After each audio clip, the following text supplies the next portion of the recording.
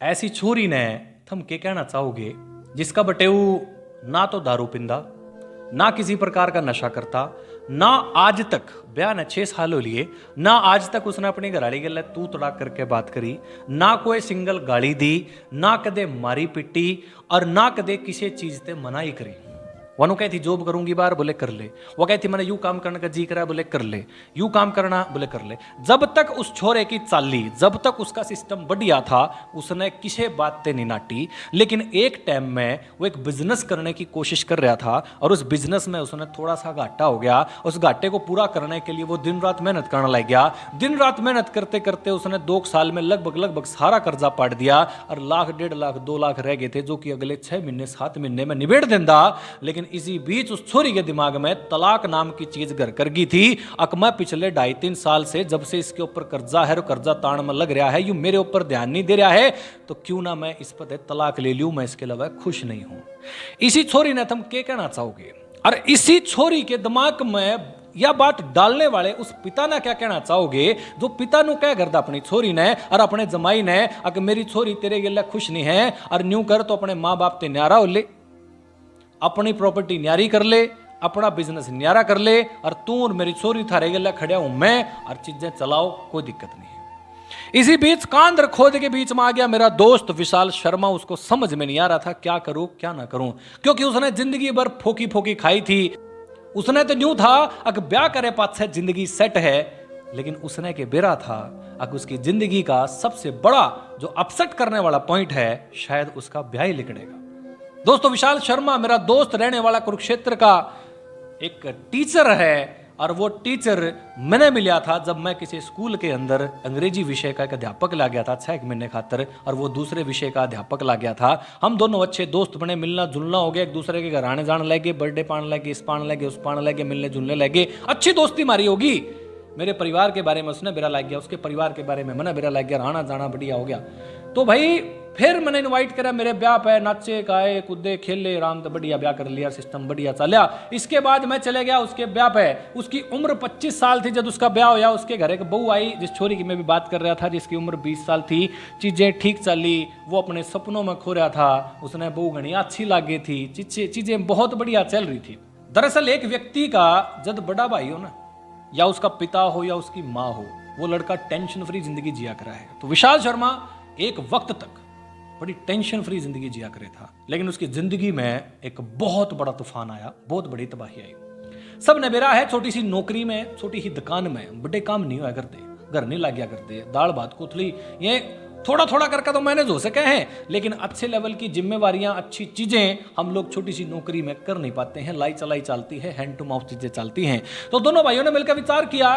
विचार ये हुआ अब चलो बिजनेस करते हैं। बिजनेस के लिए उन्होंने इन्वेस्टमेंट की बात करी, कॉन्ट्रैक्टर से बात करी, वहां से कॉन्ट्रैक्ट लेने की बात करी, सेटिंग करी, मीटिंग करी, और कहीं ना कहीं एक बहुत अच्छा बिजनेस सेटअप करने के विचार से 10 लाख रुपये इन्वेस्ट कर दिए। 10 लाख रुपए इन्वेस्ट कर दिए। 5 लाख रुपए और किसी को देने थे ताकि कॉन्ट्रैक्ट मिल सके। 10 लाख रुपए किसी को दे दिए थे। चीजें बढ़िया थी, अपना बहुत सारी गाड़ियां थी, उन्होंने बुकिंग कर ली। ट्रांसपोर्ट का उनका थोड़ा सा अच्छा सेटअप बनाने की वो कोशिश कर रहे थे। ट्रांसपोर्टेशन का उनका बिजनेस उनको शुरू करना था। 10 लाख रुपए उन्होंने दे दिए थे। 5 लाख रुपए की किस्त अगले दिन जानी थी, लेकिन उसी रात बड़े भाई को हार्ट अटैक आ जाता है। जब उसी रात बड़े भाई को हार्ट अटैक आ जाता है तो बड़ा भाई गुजर जाता है। जब बड़ा भाई गुजर जाता है तो छोटे भाई के दिल पे क्या गुजरा है, आप सोच कर अंदाजा ला सको। छोटा भाई जिसने आज तक फोकी फोकी खाई हैं, छोटा भाई जिसने आज तक कोई टेंशन ही नहीं थी, क्यों सारी टेंशन बड़ा भाई ले रहा था। छोटा भाई तो बस सपोर्ट में खड़ा था, कोई बात नहीं भाई कर ले, मैं तेरे गिला हूं। उसका बाप था, उसकी मां जीवित थी, लेकिन आज ब्याह के बाद उसको जिंदगी का पहला झटका मिला, और पहले झटके ने उसको बिखेर के रख दिया। जहां उसने 10 लाख रुपए लिए थे, वहां 5 लाख और देने थे। ये विचार दिमाग से गायब हो गया। क्यों? क्योंकि भाई का जाना उसके लिए बहुत बड़ी क्षति था। भाई चलिया गया, ऊपर से 2 महीने के अंदर बेरा लग गया, अकवा 10 लाख भी चले गए। अब 10 लाख सिर्फ गए नहीं, 10 लाख विद ब्याज भरने भी पड़ेंगे। ये प्रेशर उसके दिमाग पर आ गया। जब तक उसकी चाल्या कर दी, वो नौकरी करया करता, उसके हाथ में पीछे थे, उसने अपनी घराड़ी ते कदे मना नहीं करया। वो बोली बाहर नौकरी करनी है, बोले कर। वो बोली यह चीज खानी है, बोले खा। बोले यह चीज पीनी है, बोले पी। यह चीज पहननी है, बोले पहन, कोई दिक्कत नहीं है। लेकिन इस वक्त जब उसके ऊपर कर्जा था 10 लाख रुपया का, उसने अपनी घरवाली की घनी जरूरत थी। चीजें चलती गई, वो मेहनत करता गया, दिन रात मेहनत करता गया, पैसा बचाता गया, दिन रात मेहनत करता गया, पैसा बचाता गया। उसने 2.5 से 3 साल के बीच में 2.5 से 3 साल के बीच में लगभग 7.5 से 8 लाख रुपए पढ़ दिए विद ब्याज। हालांकि उसके पिता उसको थोड़ा सा सहयोग करते थे, लेकिन पिता थोड़ा सहयोग कर पाते थे, उनके पास ज्यादा आमदनी नहीं थी, उनको घर खर्च भी चलाना होता था। तो यूं भाई दिन रात मेहनत करके, दौड़ धूप करके, पैसे बटोरे करके, ब्याज समेत वो पैसे लौटाने पे जुट गया। इसी बीच दूसरे विचार उस छोरी के दिमाग में घर कर गए थे, दूसरी बातें उसके पिता ने पंप दे करके छोरी के दिमाग में डाल दी थी, क्योंकि पिता के दिमाग में भी बहुत सारी अलग अलग चीजें चल रही थी। वो चीजें क्या चल रही थी आपको मैंने शुरुआत में बता दिया है कि वो क्या फैसला लेना चाह रहे थे। तो दोस्तों, जिस वक्त तक 2.5-3 साल तक वो बंदा अपना कर्जा नहीं पाड़ पाया, तब तक वो शायद अपनी वाइफ की इच्छाएं पूरी नहीं कर पाया। जरूरत की चीजें थोड़ी होती हैं, वो पूरी हो जाती हैं, वो सारी पूरी करी उसने, जिम्मेवारी की सारी चीज पूरी करी उसने, लेकिन ख्वाहिशों की चीज उसने शायद रिक्वेस्ट करी थी, अगर जब तक ये कर्जा नहीं पड़ता मेरा साथ दे दे। लेकिन वो साथ देने के नाम पर उसके दिमाग पे जो चीजें चल रही थी, वो चीज की भनक तक नहीं थी मेरे विशाल दोस्त ने। विशाल अपना मगन होकर के पैसा कमाने में जुट रहा था। थोड़ा पैसा यहां से आ जाए, थोड़ा पैसा वहां से आ जाए, कर्जा उतर जाएगा, फिर जिंदगी को नए सिरे से शुरू करेंगे। और उन्होंने सोचा करता कि मेरी घरवाली मेरे गला है, मना कोई दिक्कत नहीं है, किसी चीज की टेंशन नहीं है, जैसे ही कर्जा उतरेगा नए सिरे से जिंदगी शुरू करेंगे और हमारी जिंदगी बड़ी खुशनुमा होगी। इस विचार के साथ अमित अपनी जिंदगी नाक लेकर जान लग रहा था। 2-2.5 लाख का कर्जा बाकी था, 6-7 महीने 8 महीने के अंदर यह भी उतर जाएगा। इस विचार के साथ दिमाग में बहुत सारी चीजें चल रही थी। एक तरफ कर्जा चल रहा है, लेकिन एक तरफ वो सोच रहा है कि चलो कोई बात नहीं, फैमिली प्लानिंग कर लेते हैं। बहुत दबाव आ रहा है, दादा दादी की तरफ से भी आ रहा है, समाज की तरफ से भी आ रहा है, लोग तरह तरह की बातें बनाने लग गए हैं। चलो कोई बात नहीं, थोड़ा सा सहयोग पिता कर लेंगे, थोड़ा मैं मैनेज कर लूंगा, क्यों ना फैमिली प्लानिंग कर लेते हैं। ये विचार अपनी वाइफ को देकर के वो उसको डॉक्टर के पास ले गया। डॉक्टर ने अपना ट्रीटमेंट चालू कर दिया गारंटी के साथ कि इतने समय में आपका काम हो जाएगा, आपकी चीज़ें ठीक हो जाएगी।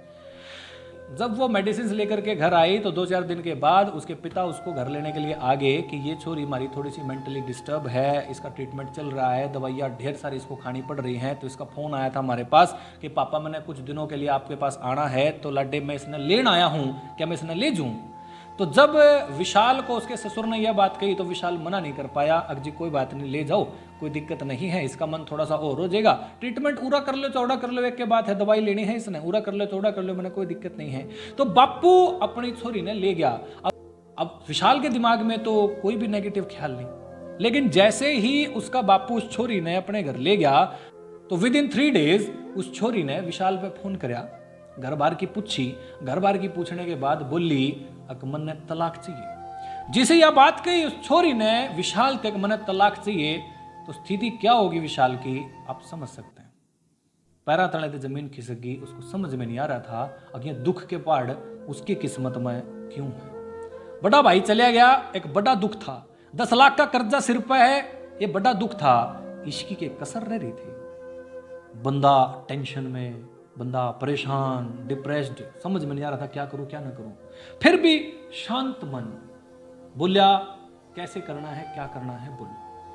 वो बोली अगर मैं पिछले 2.5-3 साल से खुश नहीं हूं आपके साथ। तो बोलिया अगर 2.5-3 साल से तो हमारे पे कर्जा भी है, तो कर्जे में जबकि मैंने तेरी सपोर्ट चाहिए थी, तने सपोर्ट करी भी है, आथी तो खे लिया, पुंजड़ पे क्यों रोड़ा करा है और क्यों अपने दिमाग में ये नेगेटिव विचार डाल रही है तलाक। बोले जोड़े बार बार नहीं बनिया करते, मैं भी जो किसी और के घर में बांधे जाऊंगा तो क्या पता जिंदगी कैसी हो, आप भी अगर किसी और के घर में बांधे जाओगे तो क्या पता जिंदगी कैसी हो। इसे उल्टे सीधे ख्याल दिमाग में नहीं लिया करते।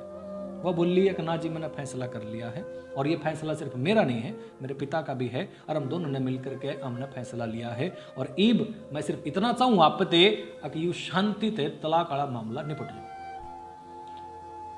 पैरा तले से जमीन खिसक गई विशाल के, उसको समझ में नहीं आ रहा था के करूं के ना करूं, कुछ भी समझ में नहीं आ रहा था। फिर भी उसने शांति रखते हुए एक बात कही, अब चिंता ना करो, जैसा आप कहोगे उसी डाल मैं तलाक देने के लिए तैयार हूं, कोई दिक्कत नहीं है। फिर भी एक बार लास्ट बार सोच लो। सूरी बोली मैंने सोच लिया है। बोले अच्छा आका। बोले मैंने दूर रहना है, अलग रहना है, तलाक लेना है। बोले कोई दिक्कत नहीं, ले लो। बोले फिर अब कमियां तो बता दो कुछ। बोले मैं नशा करूं। बोले ना। बोले मैं बीड़ी बड़ी पिया करूं। बोले ना। बोले मैंने कदे तो पिट्टी है। बोले ना। कदे कोई चीज जतने मांगी हो तरते मना करया है। बोले ना। बोले मैं किसी लड़की लुड़की के चक्कर में हूँ। बोले ना। बोले फिर दिक्कत क्या है? बोले दिक्कत ये है कि आप मेरी ख्वाहिशें पूरी नहीं कर पा रहे हो। बोले ख्वाहिशें पूरी नहीं कर पा रहे हो? बोले हाँ। बोले कब से नहीं कर पा रहा हूँ? बोले पिछले 2.5-3 सालों से। बोले क्या तब से नहीं कर पा रहा हूँ जब से अपने ऊपर कर्जा है? बोले हाँ। बोले इसलिए आपने फैसला लिया है कि आप मेरे साथ नहीं रहोगे? बोले हाँ। विशाल के कुछ नहीं समझ में आ रहा कि उसके अपने विचार हैं या फिर उसके विचार किसी और द्वारा दिए गए। चीज़ें चल रही हैं, चल रही हैं, चल रही हैं, चल रही हैं, चल रही हैं, उसको कुछ नहीं समझ में आ रहा है। वो खाना भी नहीं खा पा रहा है। हालांकि वो नशा करना चाहता था, लेकिन मेरे पास फ़ोन किया कि कुछ ऐसी स्थिति है, तो नशे से तो उसको मैंने बचा रखा है काफ़ी हद तक। तो वो जब भी डिप्रेस्ड होता है तो मेरे पास फ़ोन कर लेता है, और जब फ़ोन कर लेता है तो मैं उसको अच्छे से मोटिवेट करने की कोशिश करता हूँ। अभी चीज़ें ठीक हैं, लेकिन वो मेंटली रेडी नहीं था इतने सारे झटकों के लिए। लेकिन आज वो मेंटली रेडी है कि कोई बात नहीं, जो मेरा है वो मेरे साथ रहेगा, जो मेरा नहीं है वो जहाँ मर्जी रहे, कोई दिक्कत नहीं है। ज़िंदगी बहुत लंबी है, बहुत बड़ी है, और पता नहीं क्या संयोग लिखा है, क्या नहीं लिखा है। लेकिन आज दोनों पार्टी रेडी हैं तलाक लेने के लिए। दोस्तों, ये है आज की वर्तमान कंडीशन मेरे उस दोस्त विशाल शर्मा की। आप मेरे भाई ने हौसला देने के लिए क्या कहना चाहोगे? कमेंट बॉक्स ओपन है, आप प्लीज़ उसके लिए कुछ अच्छी चीज़, कुछ इंस्पायरेशनल, मोटिवेशनल, कुछ ऐसी बातें जिससे उसको हौसला मिले, कमेंट बॉक्स में ज़रूर बताइए। और उस छोरी ने और उस छोरी के पिता ने क्या समझाना चाहोगे, वह चीज़ भी आप कमेंट बॉक्स में ज़रूर बताइए। इस वीडियो में इतना ही, फिर मिलता हूँ किसी और वीडियो में किसी और कंटेंट के साथ। तब तक के लिए खुश रहिए, आबाद रहिए। और हाँ, चैनल को फॉलो करना मत भूलिया करो यार, ठीक है? जब आप चैनल पर नए हो तो चैनल ने फॉलो कर दिया करो। गरीब नहीं हो जाओगे यार चैनल फॉलो करने देता हूँ, ठीक से? और दूसरा, जब हमने लगा है कि हमारा कंटेंट काफ़ी अच्छा है और एक फैमिली कंटेंट है, आपको समझ में भी आता है और कहीं ना कहीं आपकी ज़िंदगी में काम भी आता है, तो भाई देखते शेयर भी कर दिया करो अपनी वॉल पे। अगर आप अपनी वॉल पे इसने शेयर करोगे तो मुझे नहीं लगता कि कोई नेगेटिव इफेक्ट पड़ेगा। हाँ, आप एक अच्छी चीज़ शेयर कर रहे हैं तो शायद आपके नंबर ज़रूर बन जाएंगे, ठीक से जी? राम राम सारे ने।